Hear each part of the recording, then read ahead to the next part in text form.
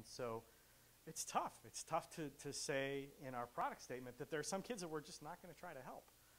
But in framing this project, trying to make the one-size-fits-all incubator, by focusing on infants that are 32 weeks of gestational age or greater, it allows us to hit a pretty broad range of infants, about 80% of that 1.8 million. So for us, that's the compromise that we're going to have to make to keep costs for everybody as low as possible. And then, assuming this is successful, sure, we can start to look at other applications or other needs with infants. But the point here is it's more about what we're saying we're not going to do than what we're saying we're going to do. And then the product design process is something that I'm assuming you've all been through before and you're really familiar with. We put on our yellow superhero costumes and just go start asking lots of questions. So this is at St. Elizabeth's Hospital in Boston. You figure start at the most advanced facility, where cost isn't an object. What does neonatal care look like?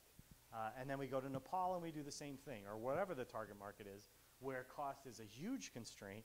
How do you adapt sort of the standards of excellence in infant care to a resource-constrained setting? I talk about our process. We use volunteers throughout this process. So these are, Colleen Cotter is a volunteer from IDEO in Palo Alto, and Alex Butterworth, who we've included for scale here, is a grad student from Stanford University. And then it starts, this is a product design process that you've all seen before. We go through sketches, just sketch models, early prototypes, so sort of looks like prototypes where we're proposing what the user interface or kind of the general form of the product might look like. We also do works like prototypes where we're imagining how we might do some of the engineering components. This was a prototype that was built by students here at RISD.